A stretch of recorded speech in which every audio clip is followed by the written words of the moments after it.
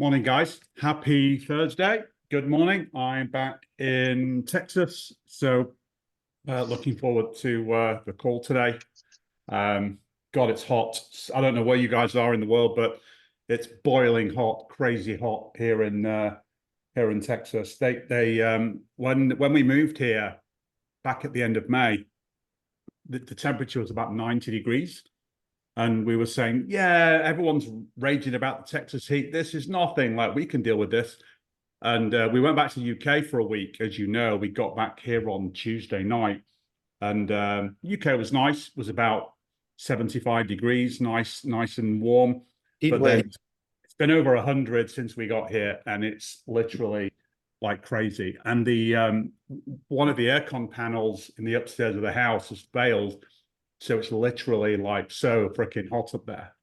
So no one's venturing upstairs into the house. We're all living downstairs, which is cool. All right, let's go to deal number 2. Let's go to Manel Nelson.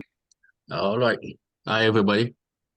All right. I'm Manuel Nelson, and the business I want to present today is a professional services custom software development company. The presentation will be pretty quick anyway, and then I will go to the one sheet. So what is that business is about? Very quick and executive summary of it. This is a broker deal, and there is no asking price. Is a S corp, and the number of employees is about 14 people, including 2 managers. And the reason for sale is retirement. And I also asked for the buyer scale, and there was no license required, but so software experience it's needed. It's a home base, even though that currently the owner got an office in Florida. The location, of course, is in Florida, but is a customer nationwide. So what kind of service that company offer? Is not a placement type of company. It's mostly a software solution, and mainly to primary court, public safety, and nonprofit association. And they got 5 service offer. They do custom development solution, ongoing support and maintenance. They do also CRM, system integration, and website development. And top of those service offer, they also have like 3 products. The first product is the back office and mobile application used to assist door-to-door sales. The second one, it's for association who's looking for a more affordable type of solution for association management software. And the last one, it's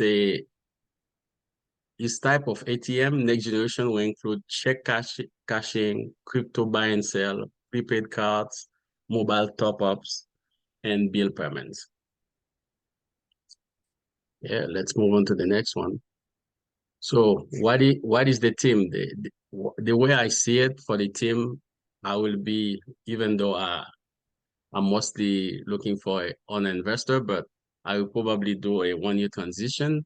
This is something which is in my lane. I got 20 years in software development and deployment, including maintenance. I assume different roles as a project engineer, sales, operation, GM type. So this, I think I can bring a lot of value there. Even that product is not exactly, I'm mostly in the software type. The second member will be one owner. Out of the 3, there is one who want to stay and also discuss already salary. He's looking for 125K to stay.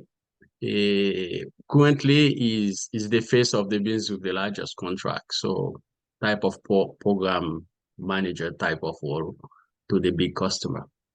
And of course, with the 2 out of 3 leaving, I will not mind to have new partners looking for. And I think the type of profile will be helpful, and this team will be type of system architecture, somebody who can do some inside sales, project coordination, for larger project. I'm looking to see, Steve probably will not stay too long. So try to beef up the team there. So let's move on to the one sheet.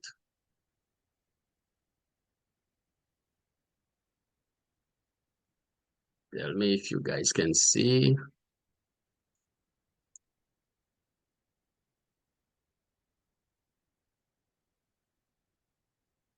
Well, even though that there was no asking price, I think this project will minimum will go to for 3.5 million.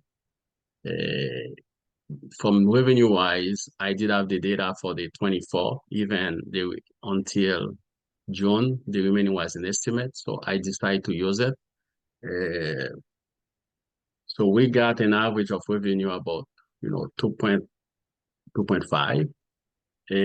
From the EBITDA point of view, you can see huge EBITDA. There is officer salary, and I'm trying to get some clarification there.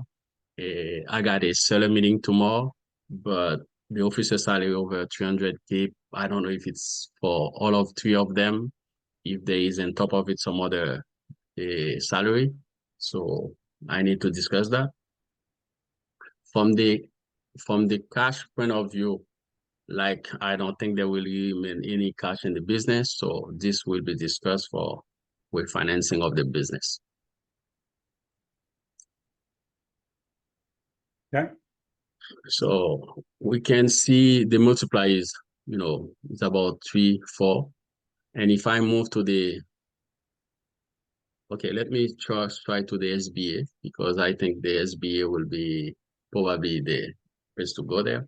So what I was thinking is of a 5% by equity with 85% a loan, a seller note of 10%. And we can see the cover ratio is like really yellow. So will be the top of the maximum price. That will put an offer about 3.3 million. Of course, I will wait for feedback to see if that makes sense or not. Any questions so far? Yeah, let me give you some. Well, one question I've got is that they have 3 primary products that are quite diverse. Are they building software then selling it like as a SaaS model to end user customers, or are they a developer creating software for other companies who are then going out and selling that to their customers? Which one is it?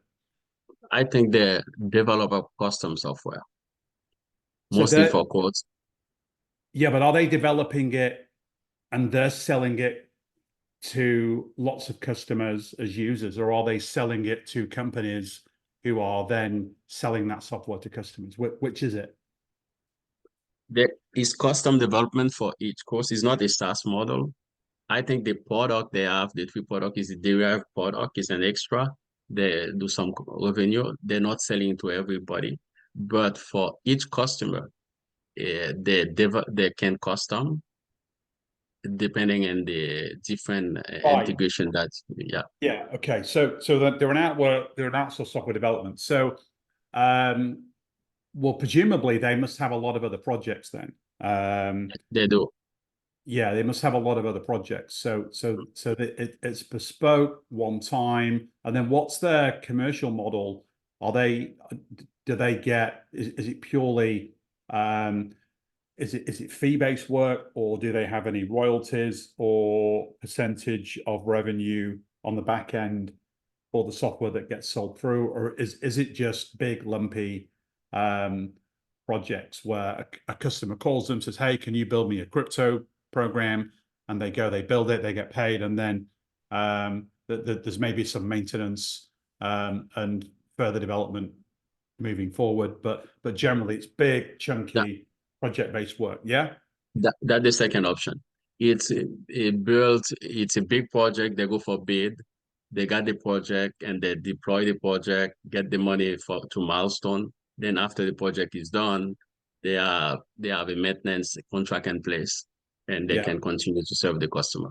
And obviously that's what they do. Yeah. Okay. Yeah. And it's based in Florida. And are all the employees in the US, or are Yeah, employees correct. out of, They, so is there any employees offshore? they don't have offshore employee. It's all in US. And It's all that I'm not sure why, if it's because of government contract or not, but I will double check that. got it. Okay, yeah. So one of the things that would concern me about this is Mm-hmm, competition overseas. So in places like the Ukraine, other parts of Eastern Europe, India, um, even parts of Latin America now, there's a lot lower cost software development companies that mm-hmm, that large companies are going to. That could be a positive for you in terms of scale, because developers in the United States for this type of work are probably very, very expensive. That kind of that came across in the original model that you showed. Big overhead in this business. Um, Obviously, gross margins in software are very high. The mm-hmm, EBITDA margins before the add backs in this business were quite low. So big overhead, which I think reflects expensive employee costs. The fact that they've got all of their coders in the United States. The other thing I would look into deeply, and I think you alluded to it, is a big part of the add back in that was the salaries of the two partners that are leaving. I'd be very mm-hmm, keen to understand what they do inside of the business, and if they need replacing, they probably do. So those add backs are probably not all allowable. So I think mm-hmm, what you'll find in this deal is your true adjusted EBITDA is probably lower than what you were thinking. mm-hmm, So I think this probably brings the deal down, probably south of 2.5 mil. That would make the SBA work a little bit better as well. I just did it in my head at around a 2.4 million valuation. I got a cover ratio just over 1.65. But yeah, I think that's the key thing for me. I don't like software companies that are big, lumpy, project based, especially with the major offshore competition that you've got. But having said that, I do see a lot of American companies now trying to stay onshore with their choice of provider. So maybe that's a differentiation, their place in the market. I think to scale this, you would probably have to employ some offshore capability because I think there is a lack of qualified people that are affordable for continued production. And yeah, I think just really figure out what the other people are doing that are leaving, because you might find you have to replace them. They might be as expensive as what they're taking out of the business already, and that might severely impact the add backs, which means that the adjusted EBITDA is probably closer to $500,000, which means then that even at 2.5 mil, it's a 5x multiple, and yeah, that's probably not a deal that the SBA would do. So I think come back to us once you've correctly computed what the add backs are. But yeah, Jeremy, what do you think? Yeah, Manel, can you go back to the red light, the one sheet here real quick? Yeah, perfect. Okay. Yeah, very good. Yeah, so with this, a couple questions that I would just have on the numbers, obviously Carl mentioned the ad backs. I would look at that. Those are pretty big, but they've had a pretty significant drop in terms of what their actual margins are. So if you look at their adjusted EBITDA margin as well as their gross margin, they continue to go down. So, to Carl's point of, looking offshore and being able to scale, All right, yeah, I'll come out in a minute then. what does that look like, and why are those margins drop? So that would be, in addition to what Carl said, those would be my biggest questions. Overheads going up, your gross margins going down.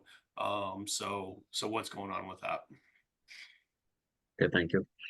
Yeah. Well, for the offshore, from my experience in the US market, usually you can do the development offshore, but some of the integration, on site, especially as government side, they probably will not want to have offshore resources. So you will need some of the local, especially the face to the customer type, and you can complete that with some development offshore. Yep. Yeah, very good. Okay. Anybody else got any thoughts, questions about this deal? Ayaz? Off you go. Yeah, man, I was just looking to, I would just do a double click on their sales cycle. A lot of these services companies are very commoditized and undifferentiated. The one risk I would have is that a lot of times the way these guys sell is they have word of mouth, and it's the relationships that the senior people in the company have with clients. So I would look at their churn rate of customers. I would look at the success rate on projects, and then I would look at how are you gonna replace those relationships as those people leave, because that's primarily where their sales come from, is word of mouth.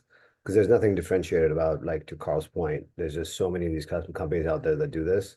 So how do you differentiate yourself over others? Do they have any specific technology skills? Like, do they have channel partners? So I would look into the sales. The sales bottleneck is the biggest issue with software services companies.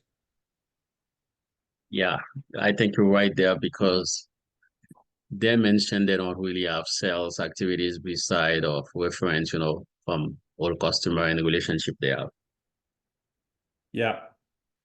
Okay. So clearly this deal's in your lane. I think this could be a good deal for the right price and the right structure. But I'll reiterate, the absolute number one thing for me is, like, what's the true adjusted EBITDA? What's it going to cost you to replace the people that are leaving? And can you do this deal creatively? I think south of 2.5, I think the SBA would probably do this deal. They do like technology deals. If you go back 5 years, it would have been impossible to do a deal like this with the SBA, but because they keep changing the rules, they're loving pure cash flow deals now. But yeah, definitely some things to look into on this for sure. Any more questions on this? No, I think that's it. Well, great presentation, Manel. Good job. Thank you. Definitely go forward.